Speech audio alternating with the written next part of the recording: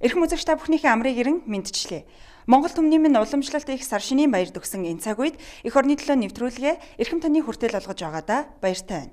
Нэвтрүүлгээ эхэнд сар шинийн баярыг угтаж уламжлал олгон зохион байгуулдаг цагаан сар Монгол түмний уламжлалт их баяр тэмцээнээс бэлтгэсэн сурвалжлага эрхэм үзэгч та бүхэндээ хүргэж байна.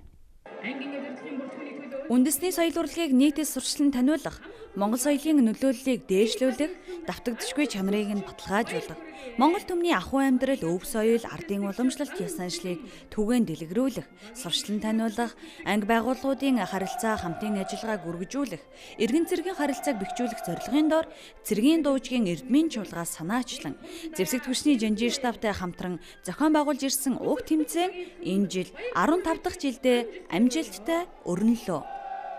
Тэртээ 2002 онд анх зохион байгуулагдахдаа нийслэл цэргийн хүрээний 6 анги байгууллага оролцож байсан бол өнөөдөр хамрах хүрээгээ тэлсээр хот хөдөөгийн нийлсэн 27 анги байгууллагын 160 гаруй цэргийн албаагчид Монгол түмнийхийн уламжлалт өв соёл урлагаар энэ тэнцвэрхэн өрсөлдсөн юм. Өргөн дэвшүүлж мэндчилээ.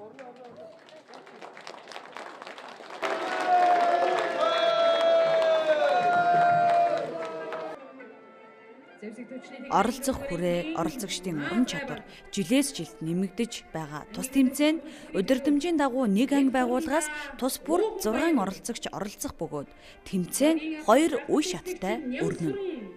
Бид тэмцээний 2 дугаар шатанд шалгарч үлдсэн шилдэг 8 ангийн үзүүлбэрээс төвөрлөн нэвтрүүлгийн цөөн хідэн хооронд үзүүлэх гэж байна.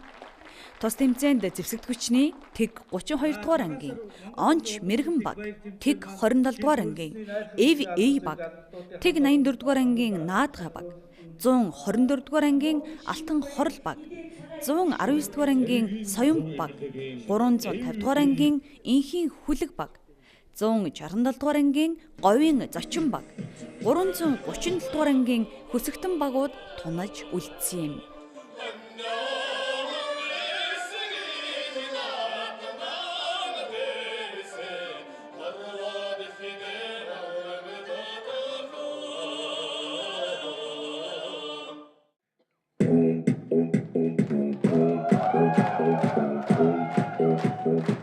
Хоёрдугаар шатны шалгаруулалтын эхэнд багууд сар шинийн баяр болон ардын уламжлалт ёс заншлыг харуулсан өөрийн анги байгууллага багийн бэлэгдлийг илэрхийлсэн мэндчилгээг бэлтгэсэн юм.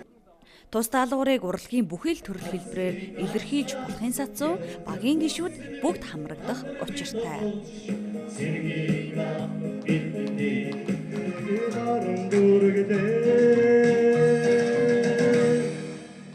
За энэ жилийн орсон багууд маань бол маш өрсөлдөөнтэй хүчтэй байна. Энэ жил бол манай анги бол дандаа шинэ улсуудаа оруулсан. Урд урдны жилдээ орж байгаагүй тийм улсуудаа оруулсан. Тэгээд манай багийн мэндчилгээний хувьд гэх юм бол бид нэр одоо налаах дүүргийн одоо гордогт одоо манай ангийн байрлал байдаг. За тэгээд тэндээсээ гүйж ирж байгаа юугаар хөгжилтэй тийм маркаар одоо мэндчилгээгээ төвшүүлсэн.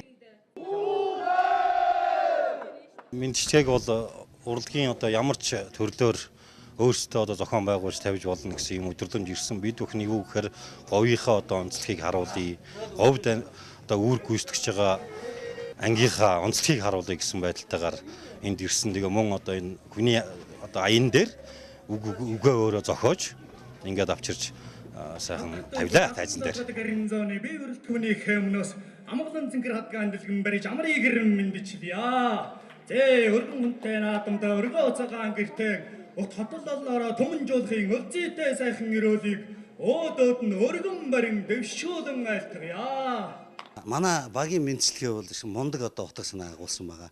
Он цагийн 3 цагийн хэлхээсийг нэг дор бий болгож 90 хэдэн жилийн түүхтэй энэ гайхамшигтай эмнэлгийн түүхийг анх байгуулсан цагаас Чингис хааны үеэс дараад нь 21 он ардын хувьсгал одоо өнөөдөр 17 онд бид ийм сайхан эмнэлэг болсон байгаа гэдэг энэ байдлаар ангийнхаа онцлог энэ үйл явдлуудын мэдлэгээр дамжуулж харуулж байгаагаар онцлог гэж бодож байна. Эрүүл энхийг сахин хамгаалагч эх орондоо өргөсөн хос ангарагтан билээ бид. Жилийн жилд бас бид бүхэн нэлээд хэдэн жил орсон мэндчилгээ болон бусад зүйлүүд одоо ерөнхийдөө дамаа мэндчилгээг нэлээд голчиж ажилласан бид нэр. Урд нь зүгээр ингээд нэг жүжигсэн тоглолт анги байгууллагаас орчилсан танилцуулга гараад өнгөрдгөөс үл энэ жил бид нэр арай өөрөөр бас шинээр бас нэг яг нэг хэдий бас мэрэгжлийн төвшөнд чадахгүй гэсэн тодорхой хэмжээний бас драмын хэмжээнд бас энэ дээр бас бид бүхэнд бас нэлээдгүй мунд хүмүүс тусал дэмжсэн байгаа.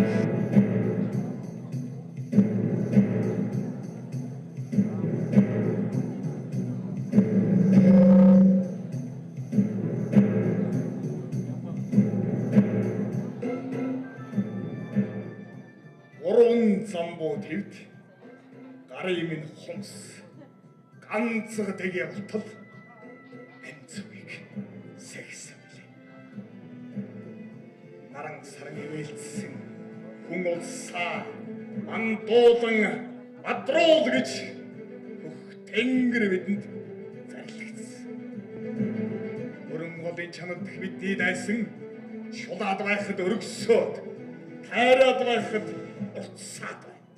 Энэ юу гэсэн? Шингэргийг дэлд, их зэргийг хөдлөг, алтан улсыг айлдар барцоо.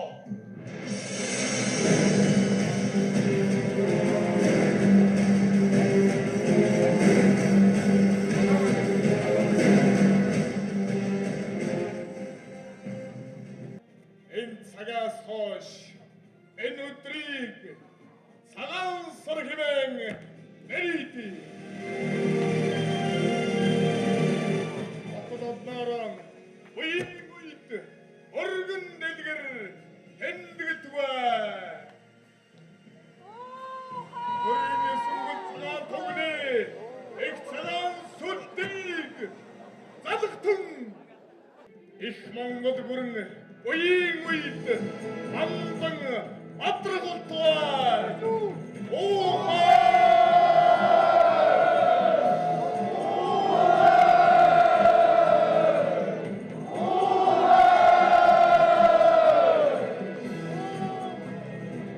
Ийхүү багууд өөрсдийн бэлдсэн мэндчилгээгээ сонирхуулсны дараа Монгол шагаан харвааны тэмцээн өрнөсөн. Баг тус бүрээс нэг эрэгтэй оролцогч, бага төлөөлөн бусад багийн оролцогчтой Монголын үндэсний уламжлалт тоглоом болох Монгол шагаан харвааны цуваа харваагаар 3 сум тавьж шилдгээ шалгаруулсан юм. Тунаж үлдсэн багийн оролцогчид бүгд шилдгэн байсан ч үзэгч, хөгжөөн дэмжигчдийн дунд шагаа харвна гэдэг тэдгээрээс асар их төвчээр няхуур байдлыг шаардаж байх шиг ажиглагдлаа. Ер нь шагаа харваа бол анги нэгтгэлүүд дотор тоглож байхад эв нэгдэл те хамт олонны эв нэгдлийг одоо бэхжүүлэх, хүнийг одоо суурьтай, буурьтай дотоод мэдрэмж сайжруулах ер нь одоо сэргийн хүн тоглоход боломжийн тийм бас өөрснийх нь эзэмшиж байгаа мэрэгжилч одоо хэрэг болохоор тийм нарийн мэдрэмж шаарддаг спорттой. Энэ төрөлд Зэвсэгт хүчний Тэг 84-р ангийн наадга багийн оролцогч илүүр гэж тэргүүлсэн юм. Уламжлалт басан тэмцээн Зэвсэгт хүчний анги байгууллагын удирдлагын бүрэлдэхүүнийг соёл урлагийн арга хэмжээнд өргөнөөр хамруулах зорилгоор ангийн захирагч, захирагчийн орлогч, штабын дарга, тэргүүн ахлагч нарын дунд зохион байгуулагдаж байсан заавал дуулах дууны тэмцээнд энэ жил ажиллагааны удирдлагын тасгийн дарга нарыг хамруулсан юм а. Энэ удаад тэд Монгол ардын хоожима дугаар өрсөлдлөө.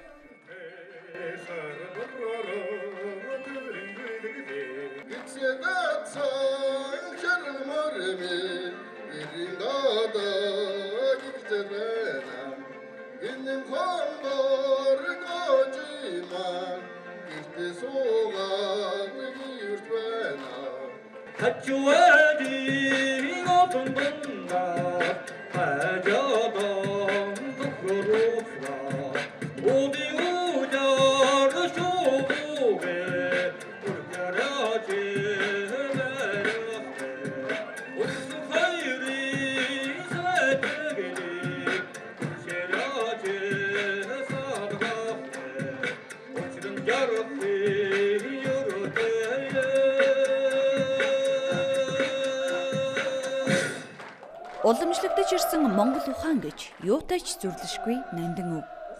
Морин дил дээр дэлхийн дайдыг эзлэж, дэлхийг дүхнүүлсэн баатарлаг дайчин удамтай Монгол хүмүүн бидний уламжилж авсан оюуны хувийг сурталчлах, түгээн дэлгэрүүлэх зорилгын хүрээнд Монгол ухаан тэмцээнийг өрнүүллээ. Тус тэмцээнд баг тус бүрээс нэг эрэгтэй оролцогчид оролцсон. 124-р ангийн Алтан хорол баг 4 оноо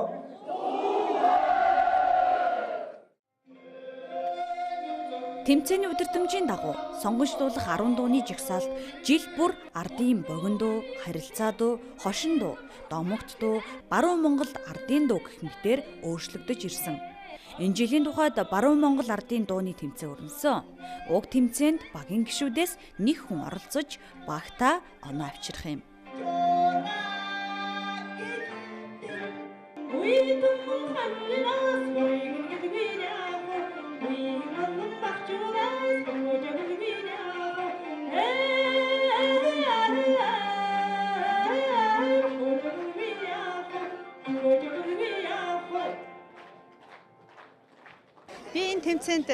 Энэ тэмцээн зохион байгуулагддаг болсон цагаас хойш 13 дахь жилдээ би оролцож байгаа.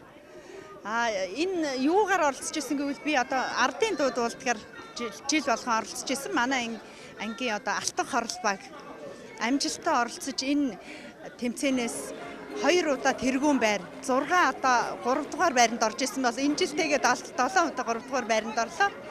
Тэгээ би одоо энэ сайхан энэ хүндтэй одоо шилдэг дуучин гэдэг шагналыг авсандаа үнэхээр туйлын баяртай байна. Удирдамжийн дагуу холоос очиж ирж байгаа учраас, ирж оролцож байгаа учраас бэлтгэлээ маш сайн базааж оролцъё гэсэн тийм зорилт тавьсан. Энэ зорилтын хүрээнд ямар нэгэн байдлаар гадны одоо цэргийн дүүжгийн эрдмийн чуулга юм уу одоо тухайн орон нутгийн аймгийн цэргийн одоо хөгжим драмын чатраас мэрэгчтэнгүүдийг авч бэлдээгүй. Манай одоо соёлын төвийн дарга хэсэг эрдэнэ чимэг хөгжмийн салааны удирдагч тэсгч Бацэнгэл нарын одоо Монгол Улсын соёлын иргэний ажилтан Бацэнгэл гэдэг энэ бүрэлдэхүүнтэйгээ өөрсдөө зохиомжоо гаргаад ингээ одоо бэлтэж ирсэн. Тэмцээний эцэст Монгол бахархал тэмцээн өрнөлөө. Энэ тэмцээнд багийн нэг гишүүн Монголын нууц төвчөөноос бэлтгэсэн асуултуудад хариулна. За 3 мэрэгдийн довтлооны дараа Тэмүүжин Хэрээдийн Ван хаан тойролтой уулзад тусламж хүсгэд Ван хаан зөвшөөрсөн. Тэгэхдээ Жамухаг хэдэн түмэн зэрэг авч мордог гэж хэлүүлсэн байна. 2 түмэн зэрэг. Зөв байна. Монгол улсын үндэсний аюулгүй байдлын үзэл баримтлал, соёл иргэншлийн аюулгүй байдал дотор байдаг Монголын түүх, соёл, хэл, зан заншил, ёс, соёлын хувийг хамгаалах, бэхжүүлэх, одоо түгээн сурчлах үйлсэд одоо зөвсөлтчний өөр ингэсэн оруулж байгаа хувь нэрийн нэг болов гэж би бодож байгаамаа. 17 дугаар жарны алтан үншлэх тэмээх гал дахиад жилийн бусхан дээр зохион байгуулагдсан цагаан сар Монгол түмний уламжлалт их баяр тэмцээний нэгдсэн дүнгээр 150 оноогоор зэвсэгт хүчний тэг 32 дугаар ангийн онч мэргэн баг тэргүүлж тэг 84 дугаар ангийн наадга баг 146 оноо 124 дугаар ангийн алтан хорол багууд 144 оноогоор удаалсан бол тусгай байр нь өмнгийн цэнхэр хязгаараас анх удаахаа оролцож буй зэвсэг төвчний 167 дугаар ангийн говийн зочин баг 135 оноогоор шалгарчээ. Тэргүүн байр 150 оноогоор зэвсэг төвчний 032 дугаар ангийн онч мэргэн баг шалгарсан байна. Баяр хүргэе.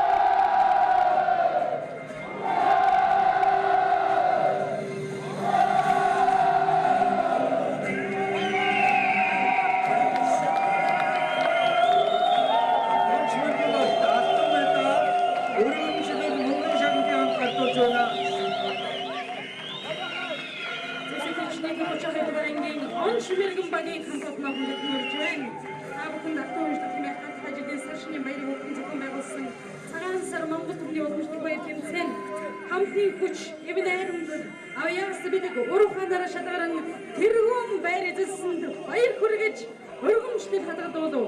Монгол улсын зэвсэгчний жанжин штаб цэргийн дуучгийн эрдмийн чуулга хэмээсэн энэхүү хүнд тэргөмжлөлийг зэвсэгчний жанжин штабын нэг өөрөлдөж дараа төшөөч генерал сүгат ардуулан өгч байна. Баяр хүргэе.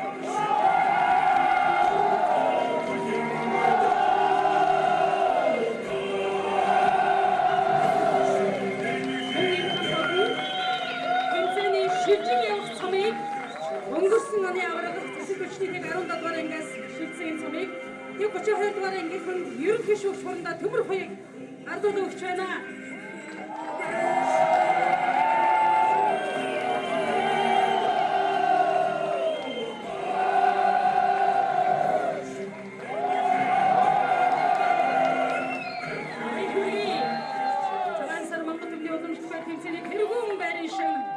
Тэвшний 32 дугаар ангийн онч мэргэн багийнхан 2 хүргэж амжилт хүргэе.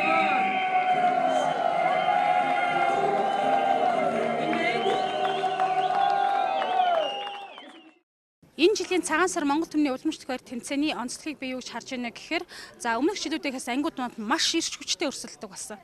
Тухайлх юм бол одоо өнгөрсөн оны шилдэгүүд жишээлх юм бол энэ удаад тис өөр болж өөрчлөгдөж орж ирж байгаа хэмжээний. Нөгөө талаараа хөгжин дэмжигчид маш их ач холбогдол өгдөг болсон. Ангийн зарчилсан ахуулаад ажилтны албаагч, байрлагч, түрүүч, офицер ахлагч нар бүгдээрээ Монгол дийлэрээ гоёж, Монгол соёлоороо ардын сайхан дуугаан дуулж, ангийнхаа урайг хэлж, үнэхээр сайхан жигтгэн өрсөлдөж байна. За мэдээж Улаанбаатар цэргийн өрөөний хувьд зохион байгуулдаг байснаа улсын уралдаан болж өргөжих нь бол илүү одоо өргөн цар хүрээтэй байгааг харагдуулж байгаа. Тэгээд Эрдэнэтээс өмнө гоёс ангиуд ирж бас энэ тэмцээнд маань оролцлоо. Одоо бид бол тэмцээнээ цааш нь улам өргөжлүүлж, хилчин дайчтайгаа онцгой байдлынхантайгаа цагдаагийнхантайгаа бас ийм өрсөлдөх саналыг тавина гэж ингэж бодож байгаа.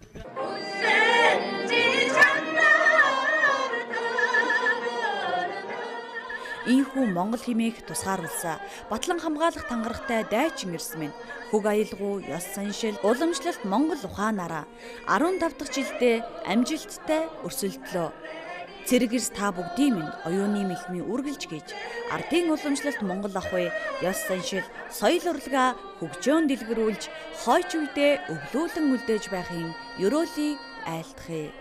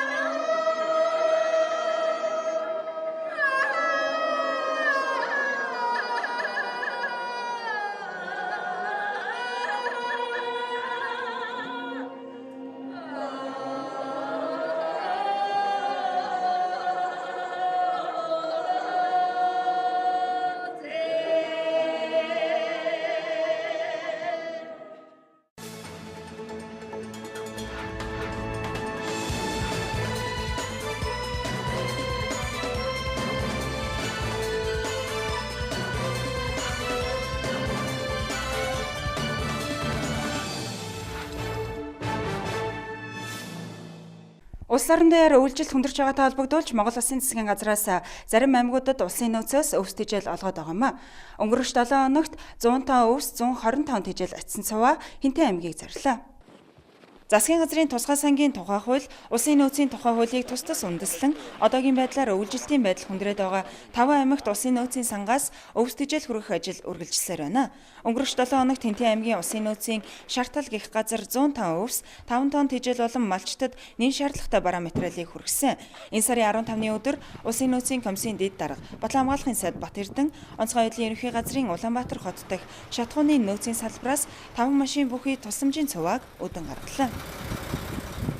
улсын онцгой комиссийн одоо байнгын орлогч дарга бол бодлон хамгаалахын сайд байдаг.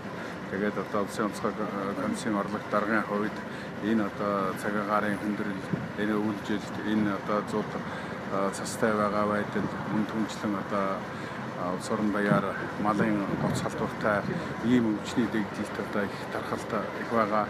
Энэ аюулыг одоо бууруулах чиглэлээр бид засгийн газарт асуудал оруулж ингээд одоо шатраатай ийм арга хэмжээ хөрөнгө санхугаас өсүүлээд асуудлуудыг одоо зохион байгуулж ингэж ажиллаж байна. Бүх аймагуд бол өөрсдийнхөө аймгийнхаа нөөцийг одоо гаргаад дууссан байж байгаа. Тэгээд яг ихний ээлжинд дууссан байгаа шаардлагатай гэсэн аймаг хинтээ аймаг төлөхөөр одоо гарах гэж байна. Монгол Улсын засгийн газрын тогтоолоор орон нутгийн малчтад хүрэх тусламжийн цуваа үргэлжлэх өгөөд олон улсын хүмүүлгийн тусламжаар ирсэн хувраа хүнс бараа бүтээгдэхүүнүүдийг улсын онцгой комиссоос малчтад хүрэх ажлыг зохион байгуулан хүргэж эхэлжээ. Улсын нөөцөөс үнгүй олоод хямдралтай үнээр олгож буй өвс төжөөлийг зориулалт бусаар зарцуулах, дамнан худалдаалах зөрчил гаргуулахгүй тулд мэргэжлийн байгууллагууд давхар хяналт тавин ажиллаж байна. Батлан амгалах яамны харьяа цэргийн төв эмнэлэг Монгол улсад анх удаага хамрын дайвар хөндийн уламжлалт мис ажилбарыг халж шинэ технологиг нэвтрүүллээ. Батлан амгалах яамнаас төрийн тусгай албаагчдын эмнэлгийн тоног төхөөрөмж чадварыг сайжруулах төслийг хэрэгжүүлж байгаа. Үүний хүрээнд эмнэлгийн орчин үеийн шинэ техник тоног төхөөрөмж, эмнэлгийн шинэ нэр төрлийн үйлчилгээ нэмэгдэх юм.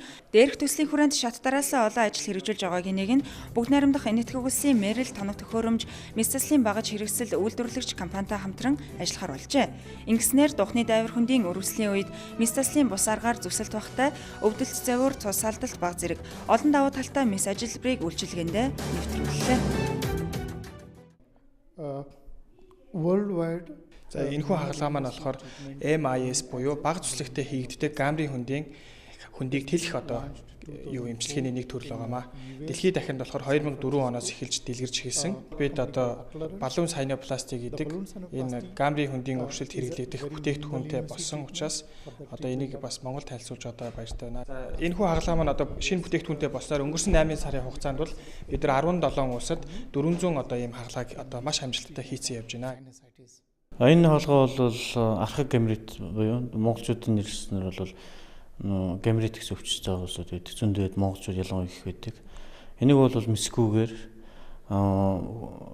бол хаалгаа хийх тийм давуу талтай болж байгаа монголчууд. Энэ бол дэлхийд дээр бол 2004 оноос хойш хийгдэж хаалганд өнөөдөр Монголд анх орж ирж байгаа бид нар бол их таатай өвчтөнд хүндрэл байхгүй, унтуулахгүй, зөөвөр байхгүй, шинэлэг эмчилгээ нэвтрүүлж байгаадаа цэргийн төвийн лорын төсөв их таатай хүлээж авч байгаа. Монгол Улсын ууган эмнэлгүүдийн нэгт тооцогддог цэргийн төв эмнэлэгт сүүлийн жилүүдэд барилга байгууламж өргөтгөл, тоног төхөөрөмжийн шинжилэлт, эмчилгээ үйлчлэгээнд нэвтэрч буй олон шинэлэг зүйлс бий. Үүнийг батлан амгалах яам бодлогын хэмжээнд шийдэн ажиллаж байна. Монгол цэргийн музейгээс 6 дахь жилдээ зохион байгуулж буй хобби үзэсгэлэн үзэгч түмний хүртэл болоод байна. Хобби үзэсгэлэн өмнө нь олон түмний цуглуулгаас бүрддэг байсан бол энэ удаад нэг хүний ариун баялаг цуглуулгаас бүрдсэн гэдгээрээ онцлогийг агуулжээ. Энэ өдрийн мэндийг зөвшөөрж хамгийн сайн самгуудыг өсөн өрөөс Авто техникийн ашиглалтын инженер хуулч мэрэгжилтэй Чөлөөнд дэд хурандаа даш шамцгай цуглуулгаараа дамжуулан Монгол зөвлөлтийн ард түмний найрамдал дайчин нөхөрлөлийн түүхэн ач холбогдлыг иргэдэд таниулан сурталчлах 1960-аас 1980-ад оны нийгмийн байдал хөгжил дэвшлийг төлөөлөн харуулахыг зорьжээ.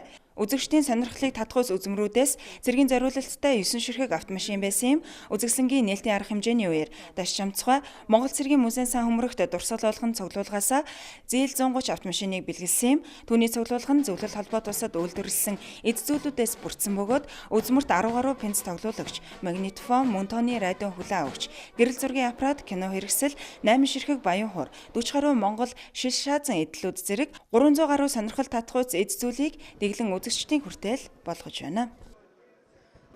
Ахын одоо 91 он тэтгэврт гарсан. Тэтгэврт гарснаас хойш бол одоо хүртэл нь олон төрлийн бизнес хэрэгжсэн. Тэгээ нэг бизнесийнхаа ашигаас өөрийнхөө сонирхлын дагуу эдгээр зүйлсийг цуглуулсан да. Ер нь ихэнх нь оддож авахын аав нь машин техникийг авах зас зэлбэл босгоно. Үдсэнгээ гэрээхэн байшингийнхан подвал татгалдаг. Тэгээ манай гэр бүл одоо үр хүүхэд таны жил тэгэл найз нөхөд миний таньдаг мэддэг улсууд бүгд л надад тусалдаг. Тэгээ нэг тэнд нэг тийм юм байна, энд нэг юм байна. Манай байрны залуучууд одоо надад ахуугаар өрөөд ирлээ. Тий. Үзэсгэлэнгийн дэглэлт нь үзэгчдэд харах, мэдрэх, сонсох, үнэрлэх, амтлах гэсэн 5 мэдрэхүүгээр хүртэх боломж олгож байгаа нь шинэлэг зүйл болсон бөгөөд Монгол цэргийн музей уран бүтээлчид ч мөн энэ өвөрмөц санал шийдлийг тусган дэглэсэн байна. Үзэгсэлэнгээ дэглэхдээ бид бүхэн одоо үзэгч 5 мэдрэхүүгээр одоо хүртэх ийм боломжийг одоо олгож байгаа. Энэ юу вэ гэвэл үзэгчд маань ирээд энд мини кино театрт кино одоо үзэж जैन тийм ээ. Тэгээд тухайн үед ажиллаж байсан пиано тоглуулагч Бехтрүүл хөгжмийг одоо сонсож байна. За тэгээд одоо хурц үзэх боломжтой цуглуулгуудыг тавьсан. Үзэгч одоо энэ том радиог хүүхдүүд юусоо мэдэхгүй шүү дээ. Энэ радиог барьж үзэж जैन одоо баг өргөж үзэх ийм боломжийг олгож जैन. Мөн одоо амтлах тэ одоо үнэрлэх мэдрэхүүгээр гэхээр одоо 1970-80-аад оны айлууд бид нарыг одоо бага багт л ерөөсө талхмаас сахараа иддэг байлаа, гэрийн хайрсан борцгоо иддэг байлаа. Энэ болгоныг бас үзүүлэлт тэглэлтэд оруулж өчснөрөө маш онцлогтой, сонирхолтой боллоо. Хобби үзэсгэлэн зохион байгуулснаар цуглуулагчдыг нэгтгэх, харилцан мэдээлэл солилцсон туршлага судлах боломжийг бүрдүүлэх, үзэгчдийн тоог нэмэгдүүлэх, ах мод үеийн бүтээлч үйл ажиллагааг өнөөгийн залуус сурталчлан таниулахад энэхүү үзэсгэлэнгийн ач холбогдол оршиж байгаа юм. Тус үзэсгэлэн ирэх 3 дугаар сарын 10-ны хүртэл үргэлжилнэ. Эх орны төлөө нэвтрүүлэгтээ хамтаага ирэх үзэгч танд баярлалаа. Үргэлжлүүлэн өнгөрөх 7 хоногт Батлан хамгаалах салбарт өрнөсөн мэдээллийг хураангуйлан хүргэе.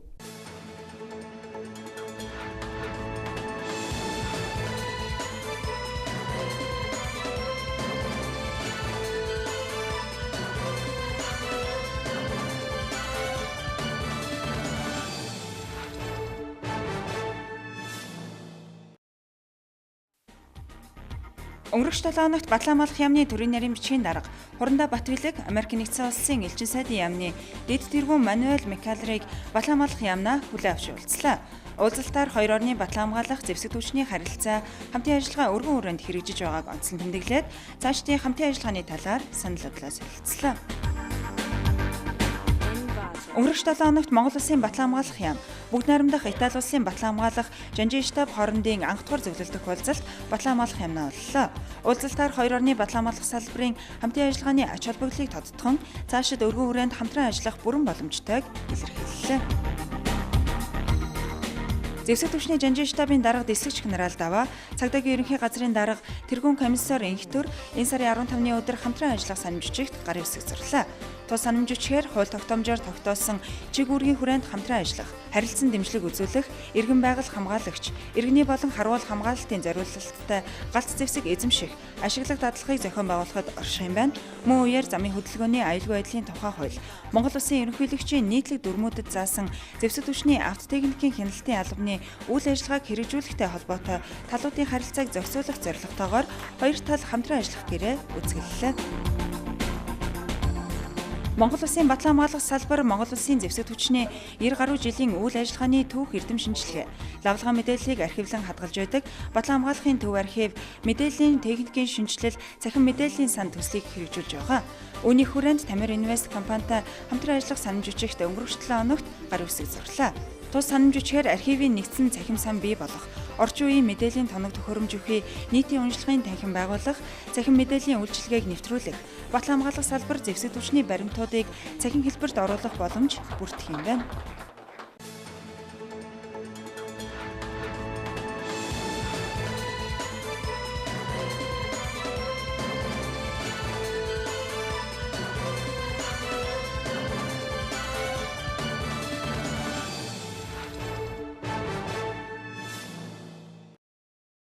Монгол улсын батлан хамгаалах салбарын эргэн тойронд өрнөсөн үйл явдлыг 7 хоног бүрийн энэл өдрүүдэд эрхэм үзэгч та бүхэнд багслан хүргэж байдаг эх орны төлөө нэвтрүүлэг маань энэ түрээд өндөрлөж байна. Эрхэм үзэгч та бүхнийхээ эрж буй 7 хоногийн ажил үйлсэд амжилт хүсье. Баяртай.